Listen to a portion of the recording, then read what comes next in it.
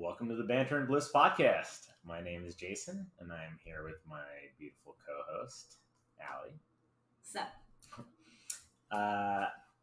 I've already lost track since we've tried recording and re-recording a bunch of times as to this is episode 12 at this point, but I think it's episode 4.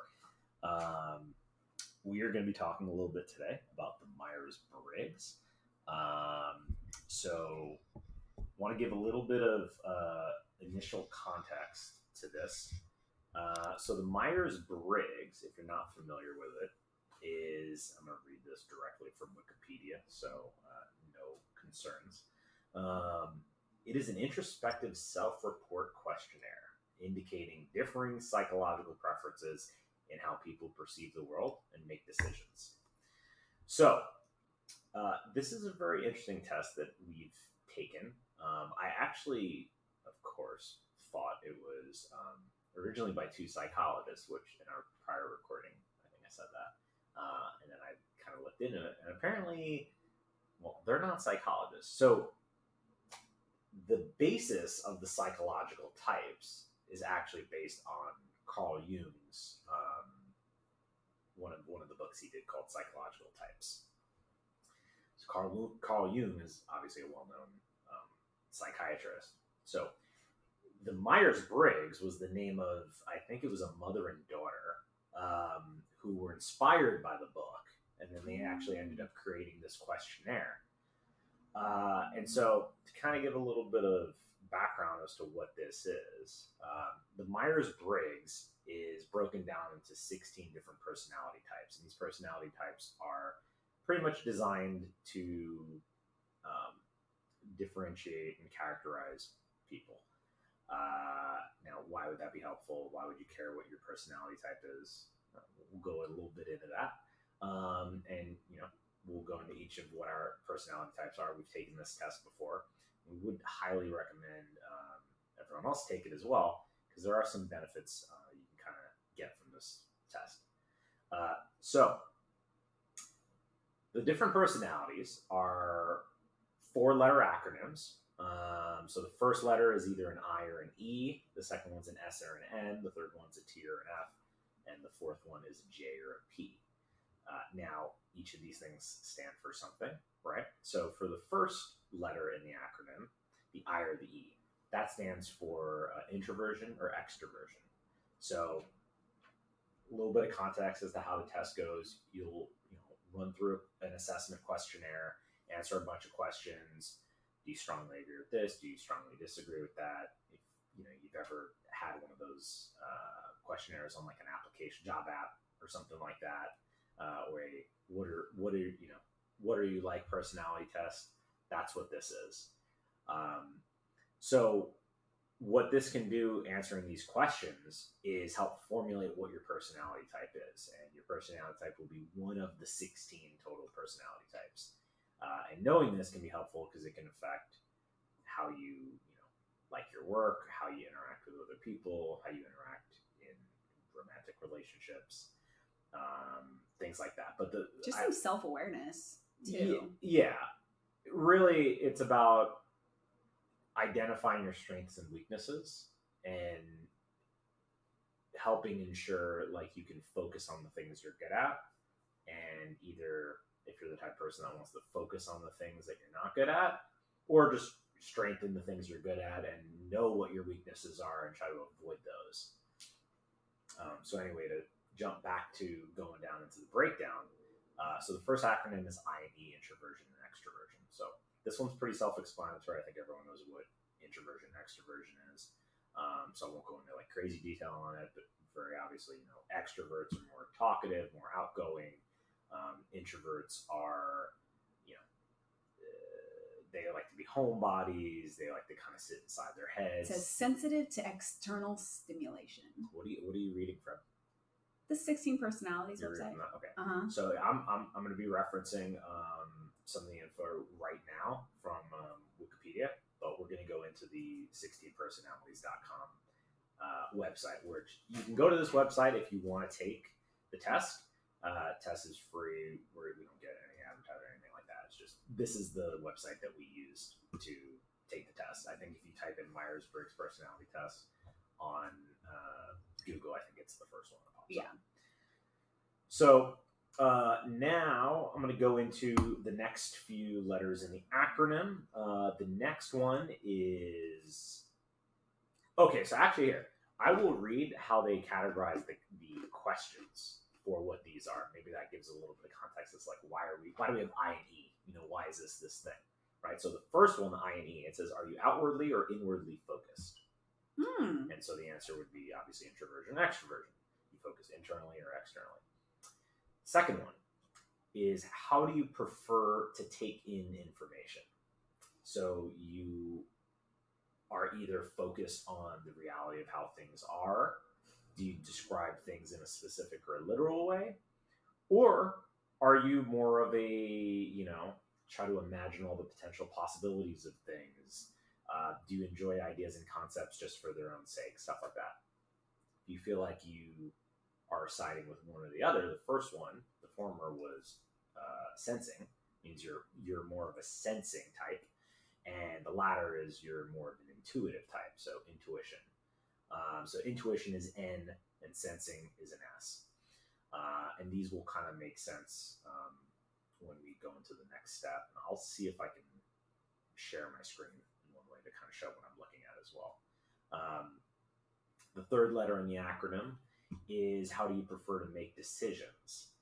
So are you a thinker or are you a feeler? A thinker, T, is someone who makes decisions using logical reasoning. You value things like justice, fairness. If you're a feeler, that means you're more of someone that likes to please others. You point out the best in people. You can be described as warm and empathetic.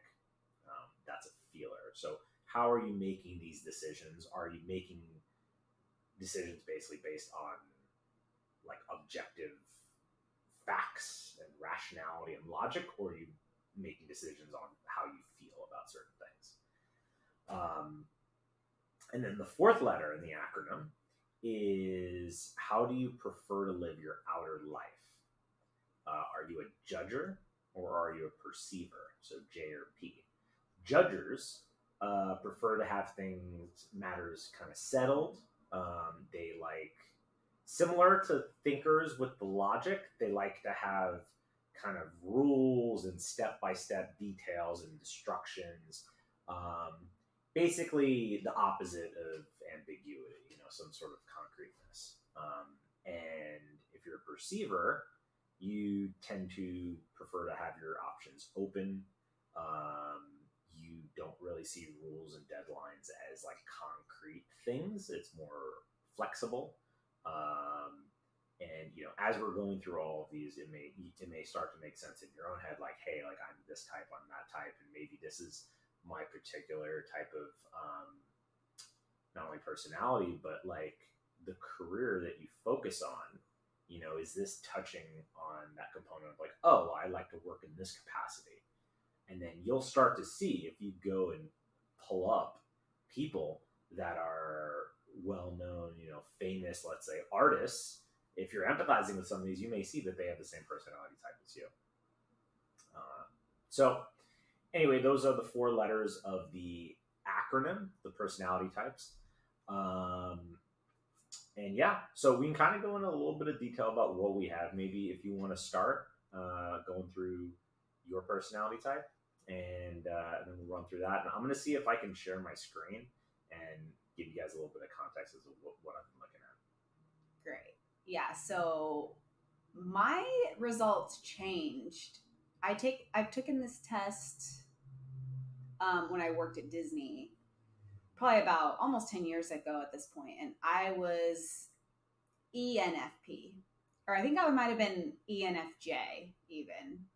Like, not too different, but also not the same as I am now. Now I am an INFP, so I've changed the E and the I, and I think I've changed the P and the J. So that means I'm kind of more introverted than I was back in the day. Like, I was very social. I had a lot of friends. I had a lot of parties at my house. So just the way that I found enjoyment and wanted to spend my days was with lots of people and lots of events and just staying busy. I was out all night. And now that just sounds awful to me. That is like not the way I want to spend like my days off.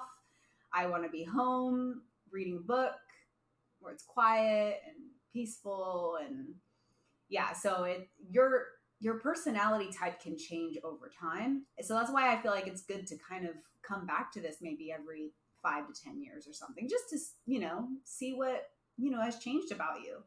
Because we're always ever growing and ever changing. So it'll be cool because maybe one day I'll be a J from the P and you'll be a P and, whatever. But it's just always really interesting to see what you are, because then if you're with somebody, you can like collaborate on what your strengths and weaknesses are over time, and that'll help,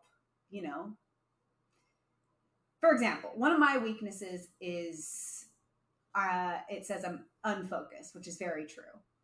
This doesn't mean that I can't focus. It just means I have a lot of little, let's say, ideas or projects or things that I want to work on.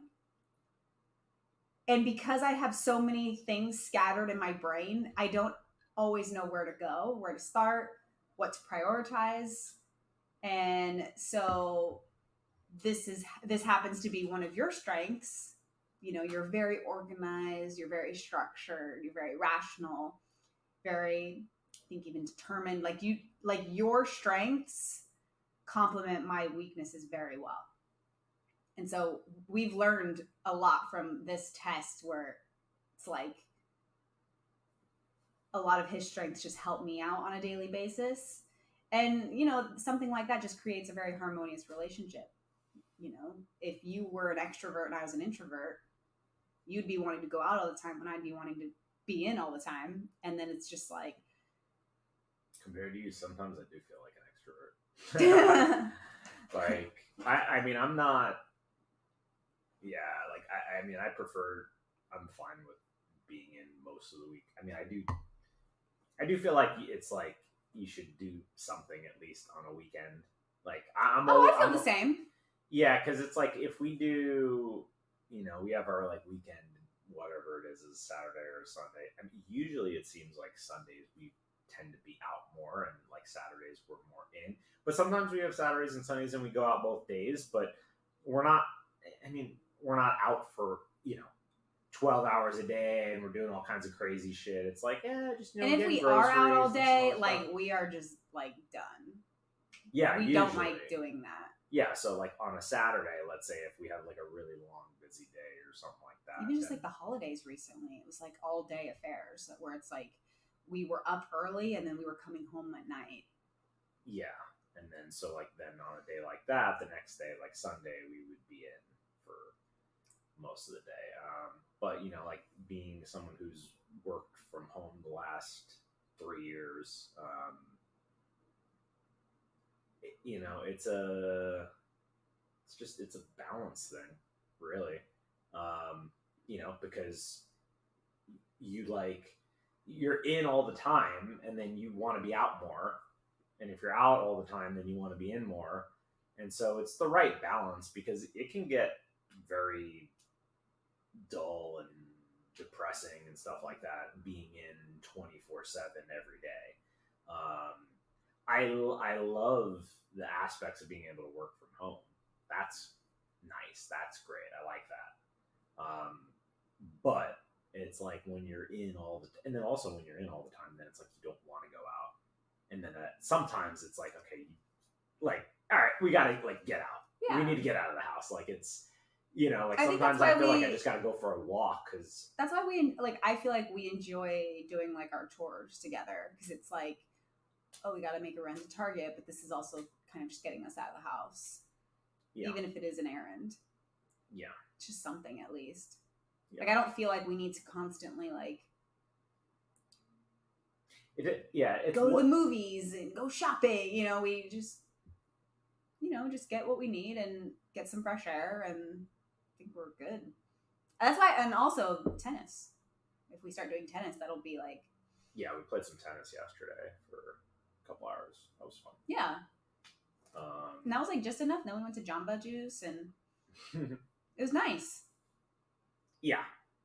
I don't need more than that. Yeah, it was.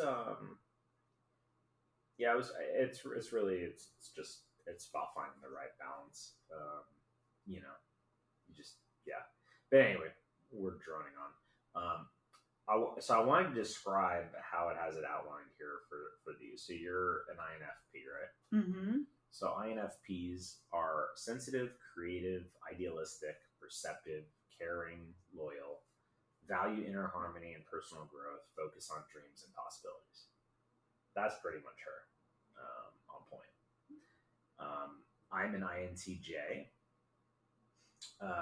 which is innovative, independent, strategic, logical, reserved, insightful, driven by their own original ideas to achieve improvements.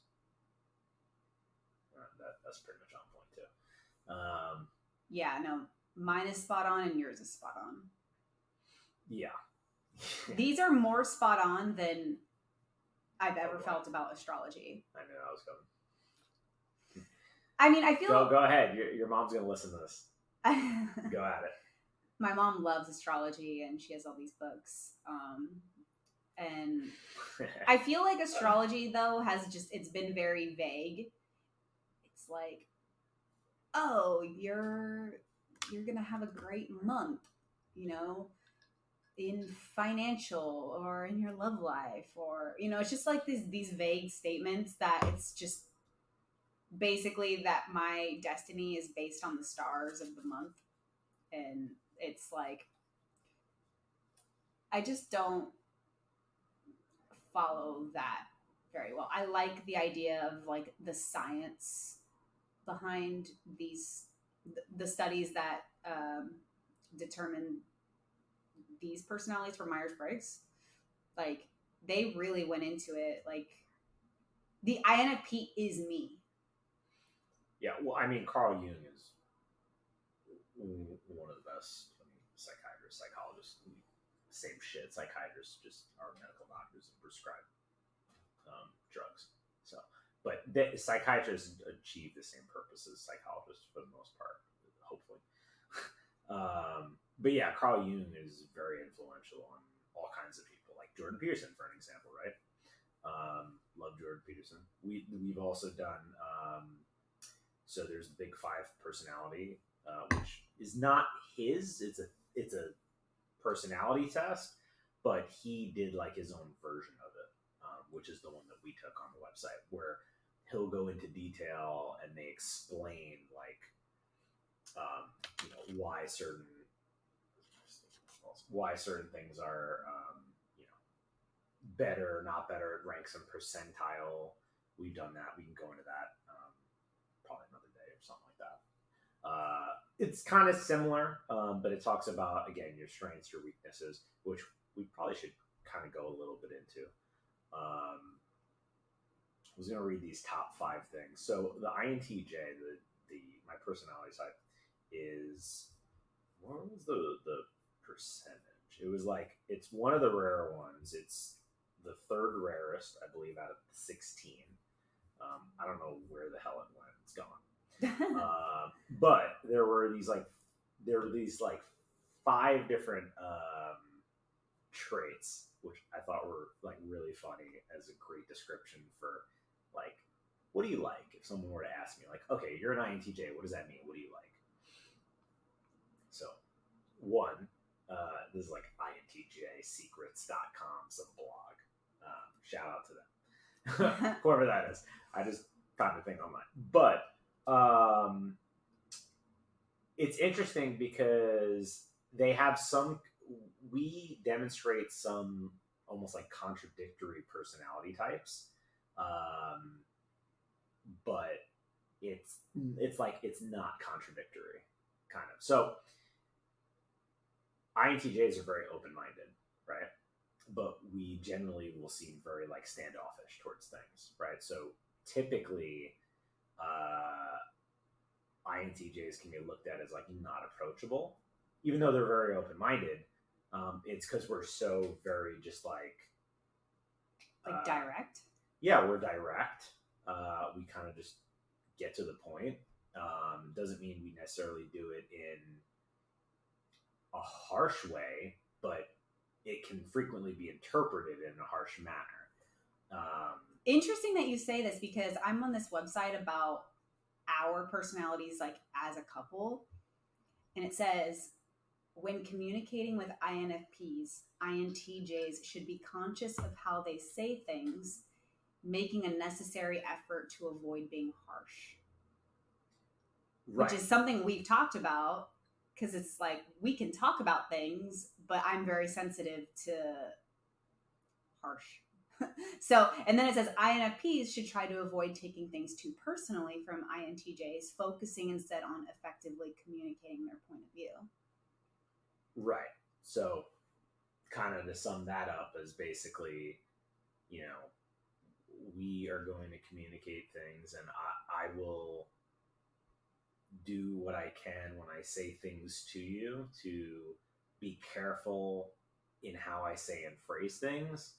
And you, as the receiver, need to recognize that if I say something and it comes across in a way that seems more harsh, or that seems even whatever, harsh or anything like that, it's like, well, he probably didn't actually mean it like that. It's just, that's just how he communicates.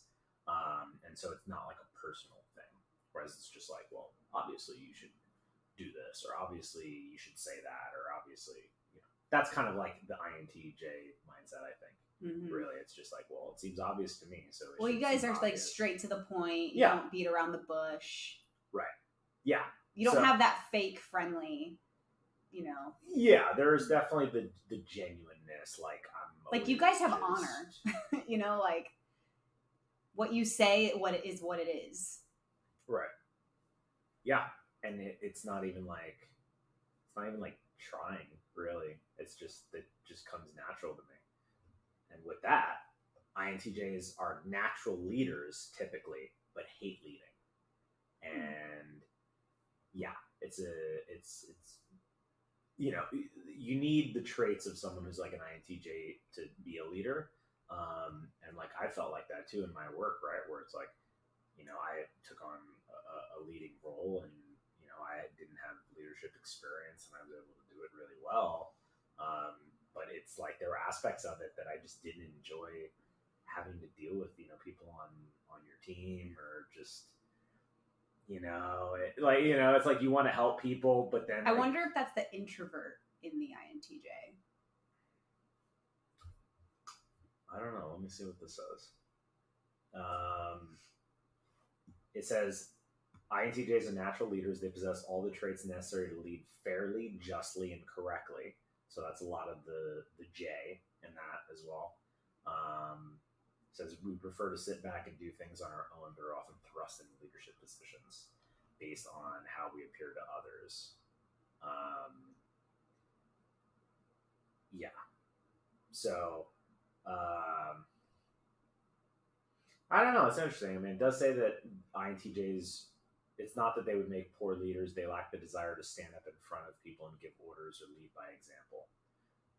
I do feel like I lead by example typically, but probably not as much as I could. Probably if I was like an extrovert or something, I would be more likely to do that. Anyway, I'll jump in a couple more of these so we can kind of go into more of your stuff as well. Highly analytical but imaginative. That's me, exactly. Love deep conversations but not great socializers. Depends what you mean by being a great socializer. I definitely am someone that I can be like a chameleon, and I grew up with bad social anxiety, so it didn't come easy, but I definitely am the type of person now that can kind of feel a room. Yeah, I can feel a room out and kind of fit in anywhere and make conversation, but I don't enjoy conversations that are surface level. I don't enjoy parties, like large gatherings of people, especially people I don't really know. that's not me. I don't like that. But the deep conversations, which is kind of how we started this whole podcast. The conversations that we have, long, just talks of things like that stuff I love. And then logical, except with relationships, is the last one. So relationships are often where INTJs fall short. We're usually extremely logical thinkers and make our decisions based on this. But with relationships, we just can't seem to put our overanalyzing minds aside to get really close to people. That's not accurate with me. It can be accurate. I mean, I feel like I'm very like vulnerable and share a lot, but no, because if like, let's say like I'm upset about something, you'll come from a place of logic, right? And then that's kind of not what needs to happen in like certain scenarios. Yeah. Right? Yeah. I imagine that's what it means. Yeah. It's the using logic and like analysis to sort out emotions and stuff, and it's kind of funny because that makes it seem like an INTJ is like there's some similarities to like someone that's like autistic or I mean, clearly I don't know autism or like Asperger's or something like that, but there's that level of like social I don't know what it is. It's just everything gets processed from a logical, bless you, logical component. But anyway, yeah, talk a little bit about your INFP. Well, this one, this website's interesting because there's different sections of like hours. So this one says resolving conflict. It's like what you said just now. It says INFPs should avoid overly emotional expressions when addressing conflict with INTJs. INFPs need to address the situation in a logical way to communicate productively with INTJs. INTJs should invite INFPs to share. While it may be difficult, they should be considerate and accepting of INFPs' emotions. INTJs need to avoid being overly critical of INFPs. As creative thinkers and gifted problem solvers, the two personalities can smoothly work together toward compromise. Yeah, so we both got to get over your overly critical, over logical, and then my over emotional. And then once we get over those, then we can, that's where we're in harmony, I think. Yeah. I think the key thing with that is that they can work together. Doesn't mean that they do or will. Can. And so the hurdle there is exactly that, right? Like encouraged to share emotions. Like I do that with you all the time. You have to, yeah. I always do. Because I'll try to deal with it myself. Like I'll be like, oh, like, maybe it's not a big deal. Maybe, I'll move on from it. I could process it. Like I'll totally take on that burden myself and try to like fix it. Like, oh, like if it bothers me, I'll get over it in like a day or two. Right. So it's a multi-step process because the first thing is me having to ask that, and then once I get over that, you have to be able to get over your thing to actually share. If you don't share, it dies in its tracks. Yeah. Then you share, and then it's on me to try not be like overly critical about, so it's kind of a back and forth thing, and I think that's why relationships are so difficult is at any one point or step in that path, either side can choose to basically not do their part, and then it stops right there, and then it doesn't go anywhere from there. Yeah. Right. Especially if, nowadays I feel like everyone is just like stubborn and prideful, and they don't want to, what's that word where they don't want to like give in, it's like concede. Yeah, concede. And so it's like, I don't know, it's just, that's why I feel like these tests that we took here are so beneficial, because it's like, you got to address me gently and like, probably different than you'd talk to somebody else. And I got to come from more of a logical place with issues and things. Like it makes you aware of the other person and how you need to communicate with them. And communication is like probably one of the number one things in a relationship. There is probably like a trifecta, like, trust, communication, like whatever, but that's like one of the top things you need to have for a successful relationship. Well, yeah, you need to be able to communicate and then actually communicate the important things. Like our conversation earlier, we were talking about, like sharing certain things with like partner and stuff like that. And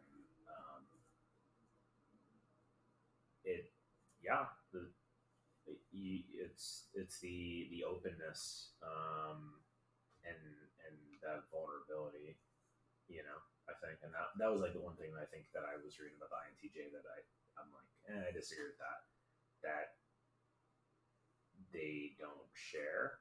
I think INTJs are at times less likely to want to share and to want to share certain things. I can empathize with that because,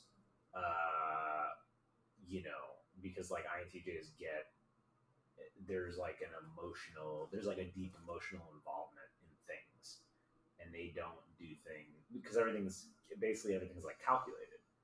Everything's logical, everything's rational, everything's analytical. It's calculated. So, I think you'll only share with people that you have like at least past a superficial relationship with. Right. And as an INTJ, with the genuineness, you basically assume the other people that you're sharing with are going to be genuine in their response, in their communication, and the listening to it, and kind of in that trust. And then I think that's why it's tough for INTJs, is because when you go through that and you deal with people that are not like that, I feel like it hurts an INTJ more than it hurts other people, because it's like it's already not easy, and then you also try to emotionally processing. You're trying to process things logically, You're like part robot. Kind of. That's what I was thinking. It's like I'm kind of like a robot, sort of, like robotic aspects. Yeah. Obviously we have feelings and stuff like that. That's kind of the point of what I'm saying, is that we do have feelings, but relationships and emotions oftentimes can't be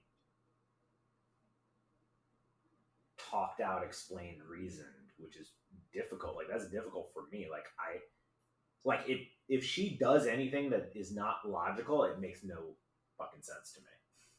Like, it's like, that doesn't make any sense. Why did you do that? You shouldn't have done that. Or like, that is clearly the better method, or, and with the relationships goes like that, is like when a significant other, especially I think INTJs I think for women, it's the rarest, and it's an ENTJ, and for men, it's like second rarest or whatever. So it's not frequent that I think females typically would be INTJs, although there are some.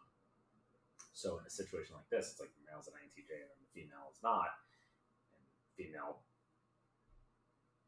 does a girl thing, whatever that is, and it's like, it's that thing that is like emotional or non-logical or non-rational based, and then you're sitting there trying to understand it and logic it, and you can't, because there's no, and that's why it's like it's difficult for an INTJ, is because if we can't logically make sense of something,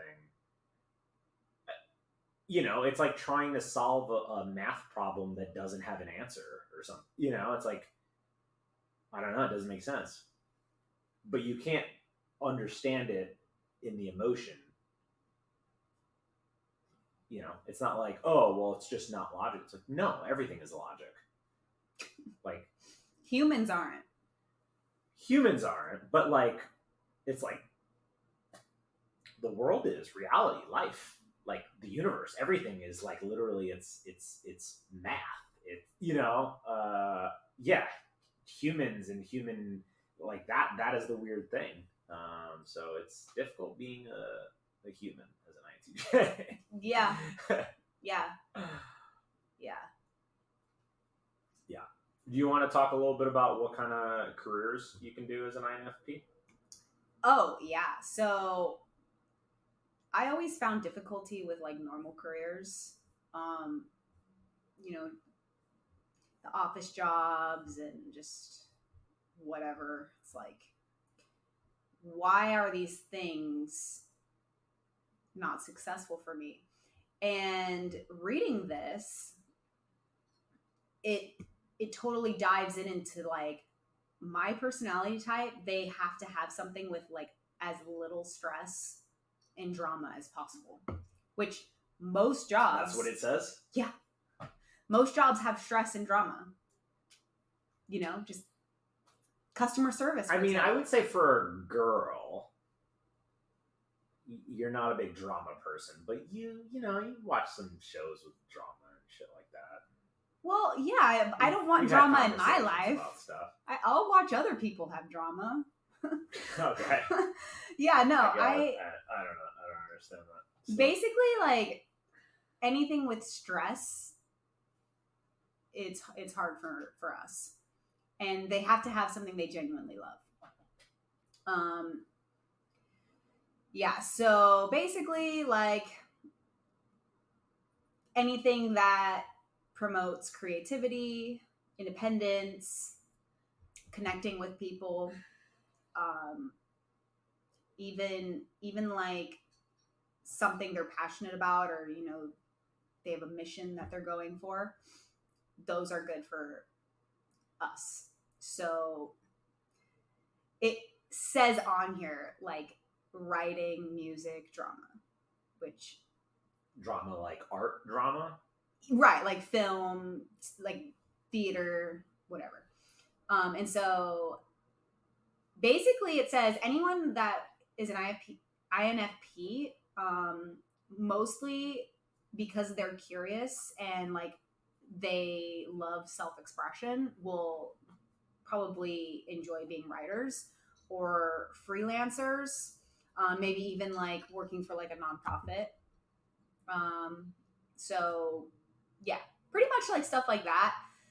Performing arts, they'll probably enjoy. I loved theater, so all of these sort of make sense for me.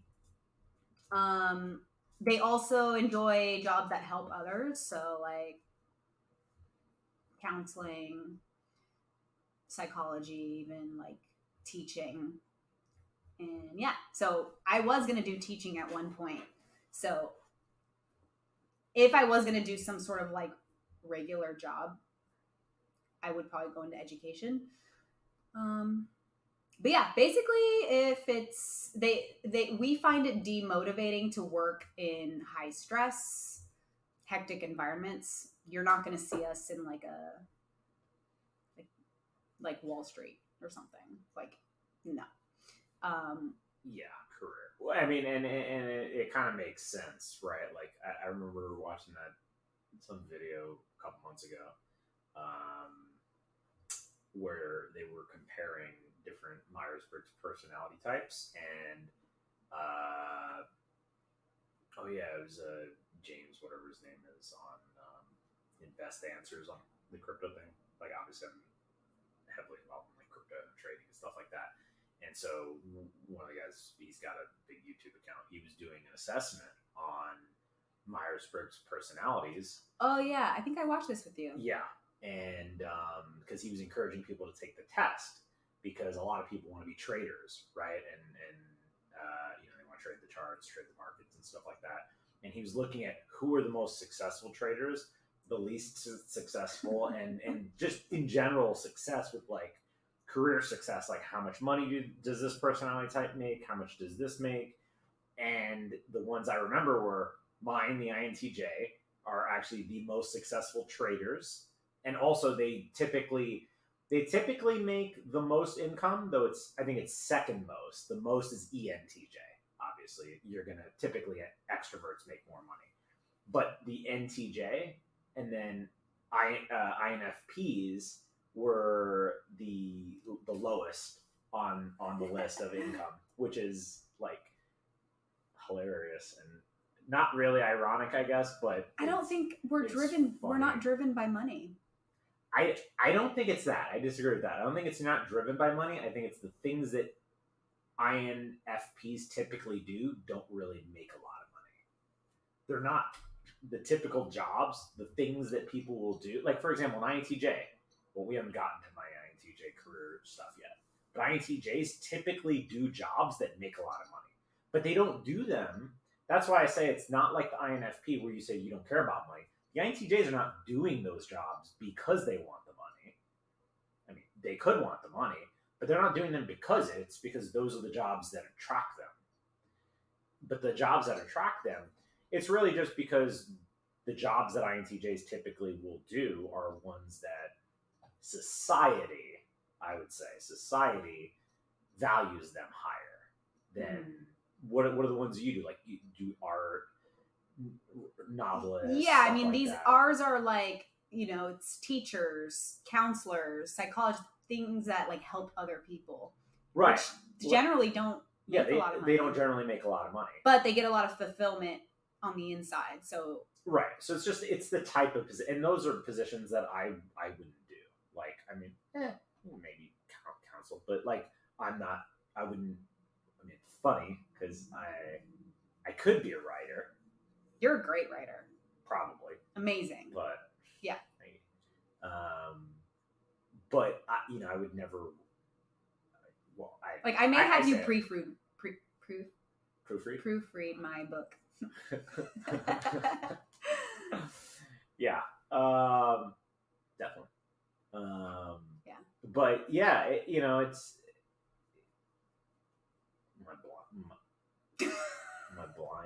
my mind just blanked. So add it to the list. I was waiting for something on this episode. What the hell were we just talking about? Careers? Yeah. Oh. Things that we like. Fulfillment. Counseling. Yes. That you would maybe do. Oh, the novel. Yeah, okay, so you're right. You were saying that I would be a good writer. Yeah. And I care about my speech and writing and stuff like that, but like I don't think I would write like a fantasy novel like she would write. I would maybe write a biography or an autobiography. I mean, who knows? Maybe I'll write a fantasy novel one day. It's not something I ever think about, regardless of if I'm good or not good at it. I don't think you're imaginative. Like, you can be, but like I feel like that is what heavily influences like my thoughts on a daily basis. It's like this imaginary world, like what is their daily life like? What are their powers? What you're thinking of like sort of real world. I don't understand why I'm not an ISTJ. So remember Allie was saying earlier, you should retake the test. So I took the test once, like 15 years ago, and I was an INTJ. And then I took it again like 6 or 7 years later, and I was an INTJ again. Although I do think one time I took it, like maybe the first time, I think it did say ISTJ or INTJ because it was about even. Because sensing is focus on the reality of how things are, pay attention to concrete facts and details, prefer ideas that have practical applications, like to describe things in a specific literal way. That's me. Let me see. Yeah. N says imaginative, open-minded, and curious. I mean, I do think they I'm prefer novelty open-minded. over stability and focus on hidden meanings and future possibilities. They focus on hidden meanings and possibilities. All right, I'm kind of both an S and an N. Like, I'm kind of both. Maybe I'm like 60 S, 40 N, or maybe it varies based on the thing. Because I kind of like. I mean, of course, you have. I feel like everybody has a little bit of both. Like to describe things in a figurative, poetic way. Like that kind of even feels like when I tell stories. You definitely can do that. So, I don't know. Anyway, what the hell were we talking about? The career novel. Okay, so because we're definitely not done with this, so we'll try to keep this like under that because we're already at 45 minutes. But this conversation's going really well, and I did want to talk about I wanted to talk about the people. I want to talk about the people. Oh, like the famous people who have our. So let me see. Maybe pull it up on your end. What I want to know is, so I want us to list some people that are famous that have or particular personality types. Okay. But had something that popped into my head. Give me at least two people. One that you admire that has your personality type, and one that you were like absolutely shocked that has your personality type, and you like wish they didn't, like because they tarnish your personality. And there's a reason why I said this, because like I was pulling up famous INTJs, and I saw one person. I was like, ah, shit, this guy. Okay, so and you can name more than one of each, obviously. But I want to know a good and a bad. I don't know if there's a bad for me. I may have to do. Because what, novelists and writers can't do bad? Well, I don't have any problems with these people. All the novelists and artists. Let's see. Famous INFPs. Oh, I didn't know some of these. Okay. That's from when we were on our trip, and we were in Wyoming, Jackson Hole. Cute little nugget. My mom would like that answer. Let's see. The answer about my mug? No. What answer? No, she loves Princess Diana. Oh. Princess Diana. Audrey Who didn't? Besides Charles, obviously. I know. There's no bad people. Literally, like, how can I say, like, from, Helen Keller. Helen Keller's not bad. INFP. I don't even feel like you could say Helen Keller's bad. Audrey Hepburn, Kurt Cobain, John Lennon, J.R. Tolkien's cool. William Shakespeare. Obviously, these are all writers, musicians. Tom Hiddleston, Julia Roberts, Johnny Depp, Frodo Baggins, the character. Okay. Well, I guess this kind of makes sense. It adds up, right? We're all the nice, quiet writers and actors. I mean, there are a lot of crappy actors. Let's be real. Okay, I'm now curious who the one that you don't like that has your... Well, I haven't even finished scrolling. Is it like a serial killer or something? Well, no. So it's... I'm gonna read what this says. Okay. So this is from, because I want to give credit. It just says Daniel. By Daniel on personalityclub.com. It's a blog. Famous INTJ. Because I can't share my screen with the recording setup we're doing right now with this. So, yes. So the INTJ are the mastermind personality. Intellectual, logical, driven, and confident in their own abilities, but also sometimes cold and unsympathetic, with a tendency to prefer theory over reality. This can cause others to perceive them as arrogant, especially since INTJs frequently lack the patience and communication skills to explain themselves. I definitely lack the patience. Well, I don't think I lack the communication skills. I just don't give a shit. Depends who you're talking to, I think. I lack the patience to communicate. I feel like you're a whole other person with me. Like, you kind of are the more forgiving, like, patient with me. Because I don't feel that way. Like, when I ask you, well, actually, there are sometimes you got to make me work for answers. I'm not patient. I'm not. You're not. I'm the patient one out of the relationship. Like, who's more likely to be more patient? It's me. Yeah, no, that's her for sure. Yeah, she's definitely more patient. But you're also lucky that you don't really have to be like too patient with me. Like, I could, like, your patience has probably. Like, it's more with situations. Like, I feel like you're like, oh, I want to. This is pissing me off, or I'm like, just wait, or like whatever. It's more like that, where we're not like against each other. Yeah, that's what I was thinking. Is like maybe in like past relationships of yours or something like that. Like the patience thing probably helped, but it maybe didn't. It had good intentions. Yeah, good intentions. Yeah. Okay. All right. So let me keep reading this. So only about 2% of the population is INTJ, but their forceful nature tends to make them influential. So it's not surprising that many celebrities are INTJ. Okay. So politicians. I'll name some good ones. Dwight D. Eisenhower, JFK. Actually, the number it says at least 7 presidents.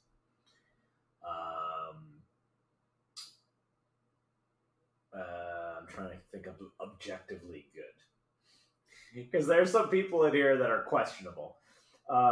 List them. I listed like 10. Okay, hold on. Okay, so there's JFK, Thomas Jefferson, Woodrow Wilson, etc. All right, some other ones: Al Gore, Colin Powell, Donald Rumsfeld, and then so there's 2 interesting ones on here. Augustus Caesar, okay, Emperor of Rome, and Lenin. You know who Lenin is, right? Mm-hmm. Okay, because we talked about someone the other day, and you were like, "I don't know who that is." I was like, "What?" Oh, okay. We were talking about, we were talking about like Stalin or something like that? No. We were talking about some like very big, well-known person. It wasn't either of them. You didn't know who it was, and I was like, "You seriously don't know who they are?" It was like a big like Gaddafi, or, like I don't know. Probably. I don't know who that is. It was just like a big like leader of a country or something like that. But anyway, so those 2 so far, and those were like the main ones that I looked at. But let's see who else. Lance Armstrong, Isaac Newton. I love the scientists on this because this is like it's great. Did you already read your questionable one? Well, Lenin is the questionable one. He kind of killed like 10. I was just checking. 50 million. I didn't know if there was someone worse. No, I mean that's pretty bad. I was gonna say like Hitler or something. I mean, well, let me see. Augustus Caesar killed how many people? I think he was like, wasn't he? I mean, I know Julius was bad, but I don't know. Anyway, I'm not gonna bother looking all that up. But anyway, some scientists: Isaac Newton, Stephen Hawking, Nikola Tesla, Charles Darwin, John Nash. You know John Nash, right?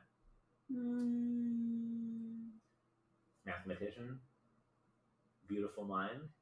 Oh, okay. Russell Crowe. Okay.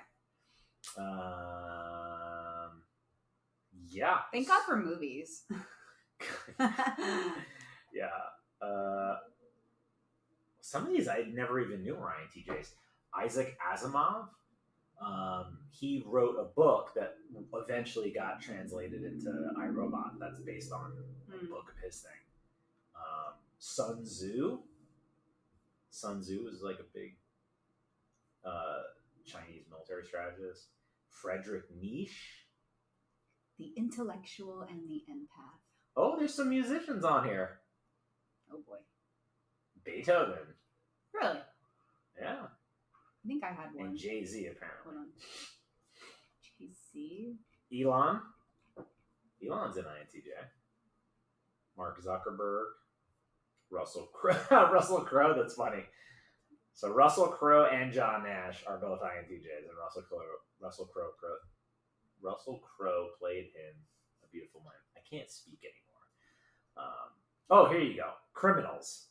I'll get to this because she loves criminals. Well, I like true crime. Let's specify. Ted Kaczynski. Meyer Lansky, I don't know who that is. Adam Worth, don't know. Anders Breivik, don't know. How do we check? What website is this? What I'm on? Yeah. It's just personality dog. I can't. Can you speak English? No. Thanks. Personalityclub.com/blog/ and I have famous INTJ. You can click INFP on there as well. Somewhere. See, they call you the idealist on here, which I don't know. They call her the mediator. Yeah, and on this website, I'm the empath.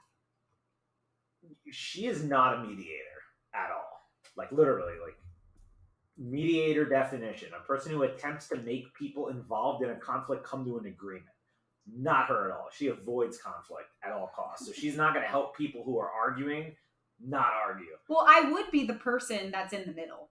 Yeah, but you would be like on the side, like afraid to get involved in the altercation. The idealist, yes, she's the idealist. I like that term better. The idealist. Yeah. Edgar Allan Poe, George Orwell, C.S. Lewis, Virginia Woolf, A.A. Milne, J.R.R. Tolkien, Amy Tan, Van Gogh. Did you see the picture? Warhol. The picture is like there's a hippie on there, and someone in the comments is like, "Why are INFPs represented by a hippie?" Oh man, that's good. Helen Keller, Fred Rogers, Mr. Rogers. That is okay. That's probably my favorite one. Hippie. Mr. Rogers. Okay. Oh my God. Mary, the mother of Jesus.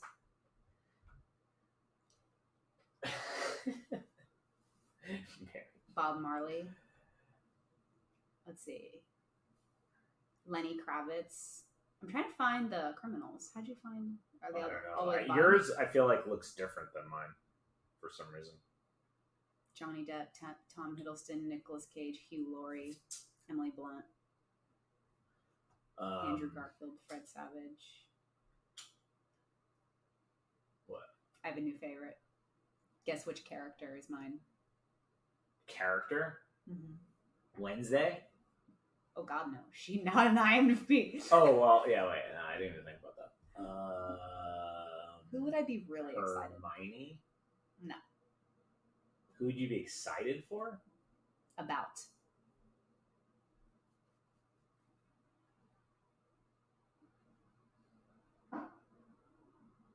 Yeah. My favorite person of all time. Daenerys? Mm-hmm. They gave her friggin' wait, what? How is she an IFP? Or are you saying Emilia Clarke? They're saying Daenerys Targaryen. Hold on, what's this link? What? Yeah. Well, the emotions, but she's like I would think she's like an INTJ, maybe. I would think so too. I don't know why she's on this list, but she's on this list. All right, Daenerys Targaryen. Mother of dragons and ruler of the 7 realms, or whatever the hell her fucking title is. Hold on. Oh man, I didn't get any criminals. Poor you. Poor me. Okay, wait, hold on. I'm getting the titles pulled up. Make sure I say this correctly. It's cool. Cool website. All right. Daenerys Targaryen, the Silver Lady, the Silver Queen, the Daughter of Death. What? Oh, no, these are wrong. Those are her aliases. Aliases. Aliases. It's Daenerys Targaryen. Princess of Dragonstone, the Unburnt, Queen of Meereen, Queen of the Andals, the Rhaenyra,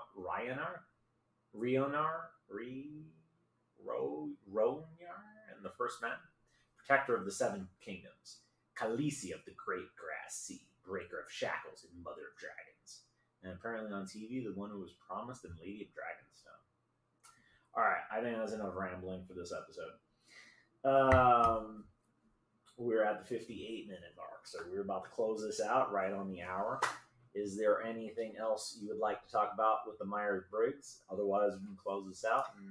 This will definitely be the part 1 of probably a multi-long series, because we love talking about personalities. We've taken a lot of tests, and we want to learn about each other more and more, and we just find them really intriguing. So we'll probably dive more into this, in future episodes. So. Yeah, and clearly we could not be, concise enough to do all this in under an hour. Probably no help to my rambling. But that's why we love you. Yes, exactly. That's par for the course. Anyway, feel free to check out our Twitter, twitter.com/Banter and Bliss. You can go to Banter and Bliss and check out our page there. We're going to be posting all new episodes. We do have more episodes coming. Maybe we'll even record another one tonight. It's still kind of early. But yeah, anything else you'd like to say? Thanks for those who have subscribed. It's only a few people at the moment, but we appreciate the support. Yeah, thank you for watching. And yeah, like he said, follow our Twitter. And write to us if you have any questions, topics you want us to talk about. We are open to anything. Hopefully nothing too inappropriate, but we'll see what boundaries we're willing to cross on this podcast. All right, and we'll leave it there. All right, thank you for joining us. Bye. Take care.